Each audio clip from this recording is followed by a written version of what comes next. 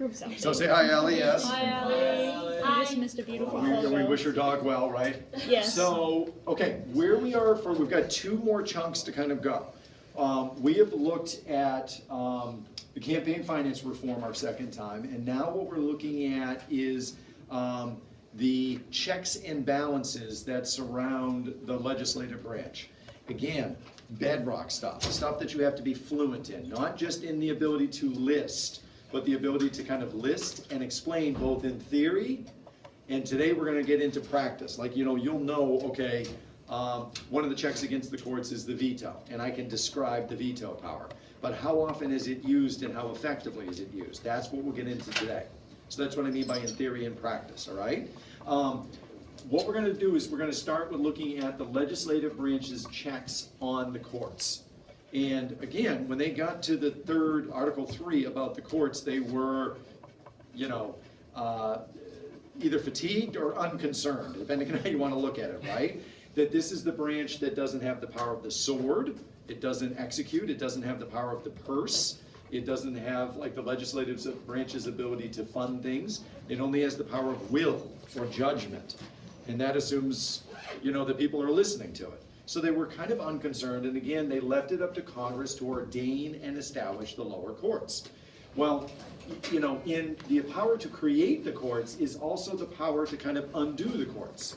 That essentially what you have is the power to kind of alter size, jurisdiction, the members, how many judges would, be within a particular court, and that's a pretty powerful tool.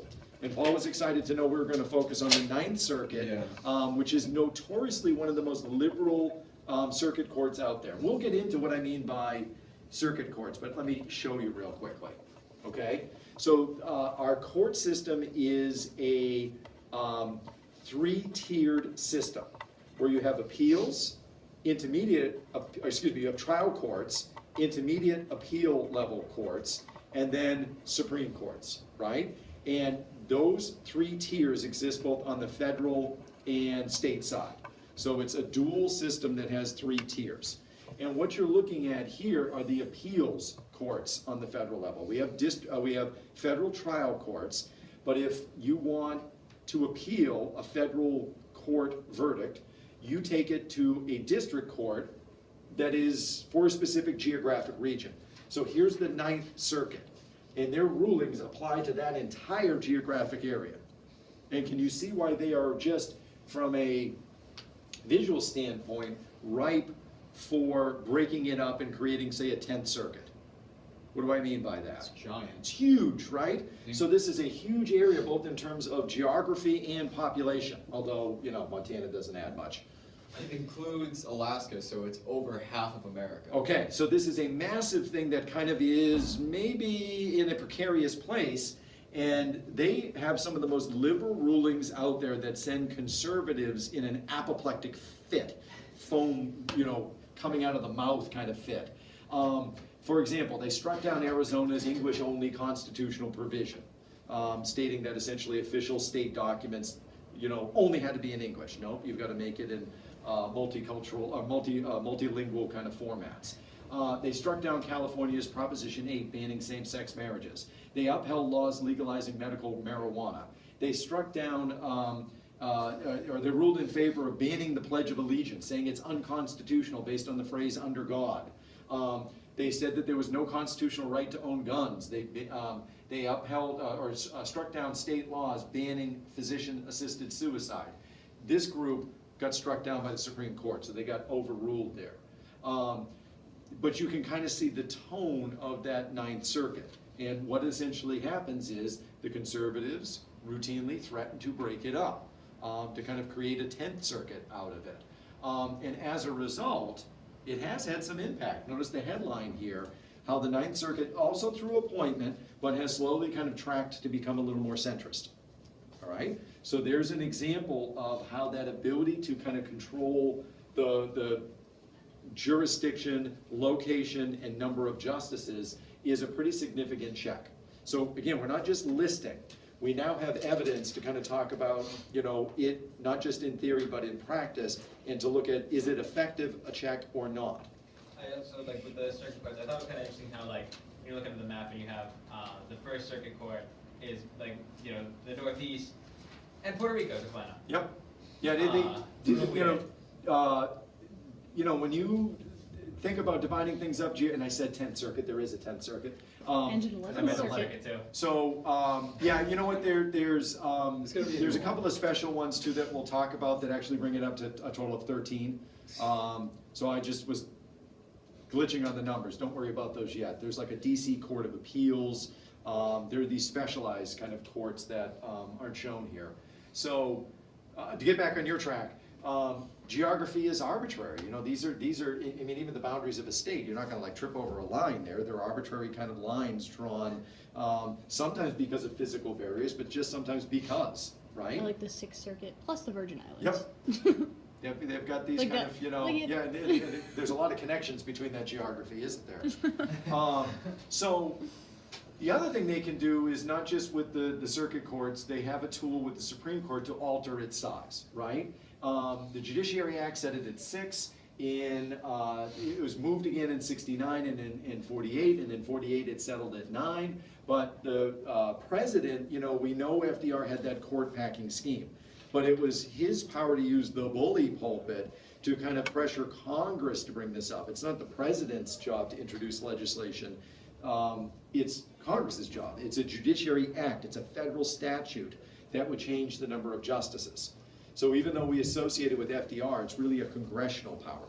The president is just using their singular nature to kind of prod Congress along to do that. And again, was this effective? This threat? Never happened, right? But was it effective? What did we see with the Supreme Court during FDR? Rulings flipped to favor. Yeah, they were initially kind of blocking a lot of the New Deal legislation as an overreach of that power to use the power to tax and spend. And eventually they tracked to say, it's okay as long as it's not what? Coercive, right? Okay, so again, I don't just have a list, I've got a way to illustrate its use, you know, in practice. Got it? Okay. How about the power to propose amendments? Well, we've done this one already, right? So we do have a little bit of the evidence down here. We know it's a two-step process. We know that, you know, there's 2 options for proposal, there's 2 options for ratification. One using existing bodies, one using the special conventions, right? So we've been over all of those data and the numbers, the supermajorities. Could you do it again if you had that question, right, and get the numbers right? Okay, so we've been through that process twice, and again, what we've seen is how effective is that power? How many amendments? 27. And as we're spinning it, weren't the first 10 kind of like automatic? And one doesn't work. And right? So, you know, really I'm saying out of 10,000, 27 were ratified, but really I suppose you could spin it more like 17 or 16 and a half, depending on how you want to look at it. Okay? So, One's just canceled out. Yeah. right. Yeah, we've got the 18th undone by the 21st. Right. So it's an obsolete or kind of arcane one, right? So, Some of those rejected amendments are just gold, though. but again, why are they still in the document? What is it? Why are they still in the document? You can't like remove things you can only add to it. You can't remove things you can only add. It's still, you can only kind of like, you know, strike it down with the next, it's rule of law. And for it to be rule of law, you don't make something disappear. It's there, it's just, Once we lost the Bill of Rights, guys. yeah. All right, so, what else do they have over the courts? So far you have 3, right? What they have, and we're gonna come back to this, who has the power of advice and consent? The Senate. It's unique to the Senate. There are things that both the House and the Senate do to check the authority of the courts and the president, but there are some things that are unique to the Senate. So, for example, the confirmation of appointments for ambassadors, cabinet officials, and justices, federal judicial appointments, are all unique to the Senate, right? Now, just to look at some numbers, and these are new, if I just zero in on the Supreme Court, how effective is that power of advice and consent? How often do they kind of alter the composition of the court where they're kind of checking the court, but they're also checking the president? You get how this is a 2-for-1? Like the president may want somebody and they can say no to the president and in the process also alter the complexion of the court. So this gives you a 2-for-1. Well, there's been over 148 nominations to the Supreme Court, And essentially, when you look at the numbers, 6 are where the nominees kind of backed out, 12 are rejected by the Senate, 9 are taken away by the president because of likely an impending failure on their part, and that would look bad. The president would lose some political capital. It looks like they made a bad choice, and 5 weren't acted on. So if you take that math and add it up and divide it by 1, it's 122 that have been approved out of 148. So, we're talking 26 rejections. That's an 82% confirmation rate. That's a 4 on an AP scale. How many would take a 4? 4's nice, 5 is better, 6 is what you have to get. We're beating DeFranco, 6s, right? Oh my God, that would be phenomenal. Yeah, well, we're shooting for it. Let's do it. So that's a way to kind of look at this power and think about it a little more critically. Now, what's missing? Well, what's missing is, most of these nominees get approved, but what's happening before the actual confirmation vote, right? Remember I said the threat of a check is often more effective than the use of a check. Because the Senate has the power of advice and consent with judicial nominees, what type of nominees and the president doesn't want to lose political capital, doesn't want to put somebody up and then have them rejected and then look really weak or clueless, what happens to the type of nominees they put up? They're more middle ground, like compromise. Right? President probably has somebody on one end of the spectrum. Again, what's that litmus test issue? Abortion, right? If you have a Democratic or liberal president, they have a candidate that is pro Roe v. Wade, right? That's the landmark case. If you have a conservative, they're looking maybe to undo that judicial precedent that has been around for like 55 years, right? So you've got people that are on the further ends of the ideological extreme, but because they know they have to go through a Senate, and if the Senate is of the opposite political party, they pick a moderate. So you don't see that in the numbers, do you? Right?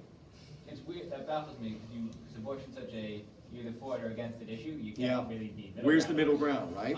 And it's weird that they would look for someone who's middle ground, but also test them with an issue that only really functions in extremes. And what's interesting too is sometimes previous rulings are not an indication of how they'll rule when they get in the court. So this is a different institution, and they're going to be influenced by the fellow justices. They're going to be influenced by the precedences that have been established. It weighs on people because they know the impact of their decision. So Eisenhower had 2 appointments. It was Warren and Berger, not Berger. Was it Berger? In any rate, both of the appointments, he said, let's say it's Warren and Berger, because I think it is. He said Warren was one of his worst decisions ever, and his second worst decision was Berger, because he thought he had them pegged, and when they got into the court, they didn't rule the way he expected. It was Brennan. So keep that in mind. Now, the other thing that you're making me think, where's the middle ground on abortion, right? Well, what they've eventually kind of done is they've looked at the trimesters and the timing of abortion. They've looked at restrictions that are in the interest of preserving the health of the mother. They do often kind of find ways to find the middle ground, but you don't think of it that way because it is such an absolute issue. Right, you could have a scenario where both the mother and the baby will die Right. unless it's done. So that's more of a middle ground approach. Right. Like, so you would allow it in Rape that and case. incest. Or this is a late term abortion, there's a threat to the health of the mother, we want to make sure it's done in a certified hospital with certified kind of doctors. There are ways in which they kind of use and that's what the court does. They're going to come up with a standard, that there is a right, but the right can be countered or tempered by interests of the state to protect the unborn life and the mother.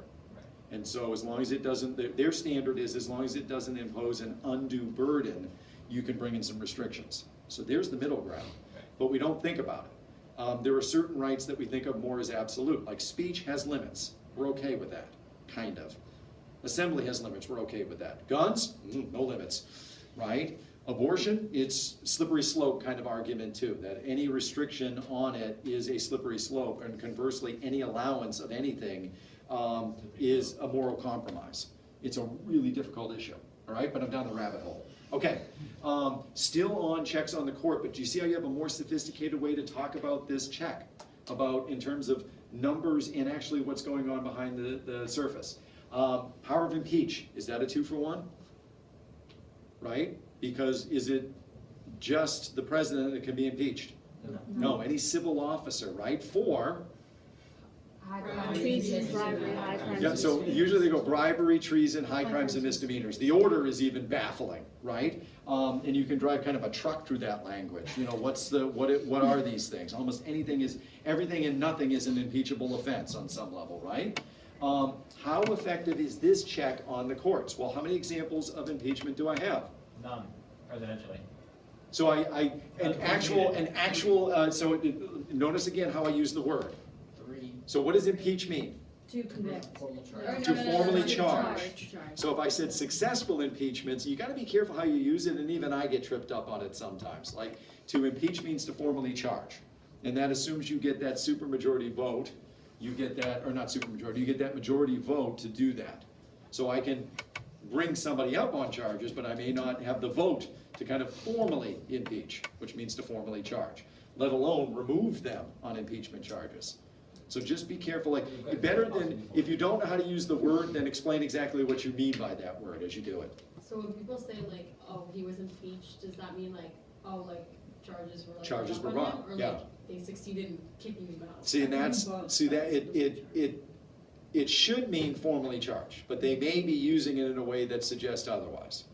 So, for the executive branch, I do have 3 cases of impeachment proceedings. There's a safer way to write it, right? How about for the Supreme Court? Just the 1. Just the one. Samuel Chase, this was when the Federalists and Anti-Federalists were kind of, at their most bitter kind of partisan heights, and he was essentially from the bench, railing against the Democratic Republicans, basically calling them unfit to serve in his jury, and all kinds of ways that he was maligning them. He was highly partisan. Does partisan meet the standards of high crimes, misdemeanors, treason, or bribery? Well, ultimately, no, but because they failed to convict him of impeachment. So they kind of set the precedent. Does that make sense? That, he didn't get removed for partisan politics, therefore, that becomes kind of the standard. That's So quite if that ironic. if he was removed, do you think like Maybe. citizenship would be much? I mean, it more sets the possible standard. for Once you set a precedent, it becomes the thing that you point to say why the thing that you're doing now is legit, right? So, yeah, I think that, when, look at our presidential appointments, when Andrew Johnson, removed officials, he had the power to appoint officials to his cabinet. Does that also mean the power to remove? Well, they failed to impeach him by 1 vote, so yes. Otherwise you have a different precedent to point to, okay? So again, you've got a better ability not just to list the checks, but to think about them and describe them critically, all right? Now we take the powers of the legislative branch and we look at them relative to the executive branch. Again, when you think of that power of advice and consent, it not only checks the court, but it checks the president, because the president has the power of appointment. And that power of appointment, again, isn't just for judicial nominees. We can look at it for ambassadors, cabinet officials, and the Senate also has the power of advice and consent for treaties, right? That's unique to them. The budget is not unique to the Senate, that's both houses, right? But in each case, you get to see them check something by the president. As we've already kind of mentioned, they more often than not confirm judicial appointees, but there's that game of cat and mouse behind the surface. What do they do for the lower courts? Because they don't like somebody ideologically, what power do they use to kind of, remember we talked about this yesterday and we got all the way to the nuclear option. What do? They use the filibuster to do what with nominees? So the Democrats will not hear them, but then the Republicans will take forever to actually get their paperwork. So in both cases, what are they doing to the nominee? Stalling. Right? Just on a different part of the equation, right? So they're and they've used it increasingly over the years to stall. You see the numbers of days of a vacancy rise, okay? So again, you can talk not just about advice and consent with judicial nominees, you have the ability to talk about it more sophisticatedly, right? In terms of treaties, Geez, this is, when you think about how hard it is to pass a piece of legislation, does your head explode when you think about a multinational treaty? Yeah. Because not only do you have to get it through our convoluted kind of process, you have to do it in all the other countries. So they all have to pass the same version of, oh, I don't know, the Paris Accord. And then That mutually almost agree to it. Right? Almost. So is that a notable exception now to like, you know, a power to check? Well, no, that's kind of an anomaly because it was the president that backed out of it, right? Well, What's my classic example of the president negotiating a treaty that then got negated? Well, I'm reading the League of Nations up there. There it is, right? So you guys are AP for a reason. If you don't know, it's probably out there, right? So you remember Wilson negotiating the League of Nations in his 14 points. Ironically, he formed. There it is, all right? And that got struck down largely by, you know, Cabot and other kind of notable, powerful senators. So that's your kind of exception. But that gives you a little ability to kind of, if that's the one example, then that suggests more often than not, It doesn't happen. yeah. So, you know, this is our one classic example. I mean, there's others, but mostly what we see right now is, you know, we question NAFTA, we question the Pacific Trade Deal and NATO, Paris apparently. Accord, because we NATO. didn't, which one? NATO, NATO. because we didn't get a good enough deal there. And we're looking maybe more to renegotiate. Again, it's the president using the power of the bully pulpit to pressure Congress into doing something, right? What other checks do we have on the executive branch? Well, we got the 12th Amendment. The 12th Amendment, you know, essentially looks at that, you know, I don't know if you guys remember studying the corrupt bargain. Does that come back to you? Yeah. Andrew Oh, yeah. Jackson, John Quincy Adams, That other guy who ended up becoming speaker. he's gonna come to me in here in a second, but two others. There was essentially a four-way Henry tie. Clay. Henry Calhoun. Clay and John C. Calhoun. All right, so we had a four-way tie, right? What happens in the event of a tie? Well, the top three vote getters go into a runoff, and where's it held? The House. House, kind of, right? What happens is the House is gonna select the president, and what's really kind of funky about it is, how many votes does Massachusetts have? How many delegates? 13. So we've got, so you wanna just do the House, so we've got 9, right? But they vote as a delegation, So one. so 1. So fortunately, we got an odd number, right? I don't know what you do if you got an even number and you disagree, right? But you vote as a delegation. So maybe you just negate your vote that way. So they're gonna vote among the top 3 vote getters. The idea was we wanna like go to the most democratic of houses, but we wanna be careful about tipping the scale, I guess, in terms of population. The Senate picks the VP. Again, separation of powers. So they're gonna pick the VP in the case of a tie. Again, I mentioned that this was something that may be, you know, in your mind because of the corrupt bargain, but it first came about because of because of the tie, the seeming tie between John Adams and Thomas Jefferson, right? We'll go over this more in the elections, but in that election of 1800, we had people running as party members, but the delegates didn't vote on party lines. Does that make sense? Jefferson identified himself as a Democratic Republican. Adams identified himself as a Federalist, but when the electors cast their ballot, they just cast it based on who they preferred. Now, they didn't vote on party lines. Therefore, you had a seeming tie. And that had to be, you had a political, this is the election of 1800. You had essentially a scenario where the top vote getter was Adams, the second top vote getter was Jefferson. They were of opposite political parties, but guess what? You are president and vice president. To prevent that, in the next race, they ran along party lines. That's 1804. No, 1800 is. 1800 18, yes. I'm doing this badly and it's all on tape. 96 is Adams Jefferson. There we go, 96. 1800. So what happens here is they choose running mates this time, but they don't designate on the ballot that they have running mates. And this time the electors vote along party lines too well. One forgets to hold back his ballot. He gets so excited, right? And as a result, there's a seeming tie between Jefferson and his running mate, Burr. And then your Hamilton, love of the musical kicks in, okay? So, all I'm saying is, we've got a couple of examples where the tie has actually happened. It is feasible. It's really hard to get to nowadays, but it is feasible. It's close.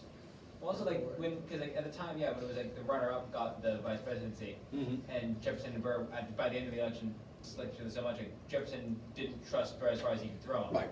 Well, Burr is a little frightening in terms of his, wants to secede with, Great, but has that happened yet? Burr was all there together. Yeah. All right, 25th Amendment, real quick. This one has been in the news a little bit lately. So the 25th Amendment, really one of the things that it has a provision of is what if there is, we have this chain of command if the president dies. Vice President, Speaker of the House, President pro tem. President pro tem, we go to the Senate, Then the cabinet in order of their creation. creation, right? What do we do if there's a vacancy in the vice presidency? We don't necessarily have that chain of command, do The we? president just chooses someone. and So the it's president will like choose a new vice by president, the House. and then they're going to confirm. So there's a majority vote in both houses to confirm. Why did this come about? What's wild is I always have to look at this. We didn't have this come up as an instance until the assassination of Kennedy. Because in comes LBJ, and LBJ just simply operated without a vice president. And they're like, well, you need a vice president, right? So the amendment, that's why it's the 25th Amendment. It doesn't happen until 1967, because this is the first instance that we dealt with that kind of long-term vacancy. Where you see it kind of get wild is, you follow from LBJ and then in comes Nixon, right? And Nixon's vice president was a guy named Spiro Agnew. What a name. Well, what a guy, too. So, My dad always says his name, it's just whenever he's confused by something, it's weird. He just goes, Spiro Agnew. Spiro Agnew, I'm just like, why are you saying that? that guy. So Spiro Agnew got caught up in tax evasion charges, and he had to resign. So as bad as Nixon was, Spiro Agnew was not far, right? After Spiro Agnew, do you remember who comes in? Gerald Ford. Gerald The Ford. Manson family had some issue with him. The minority leader from the House.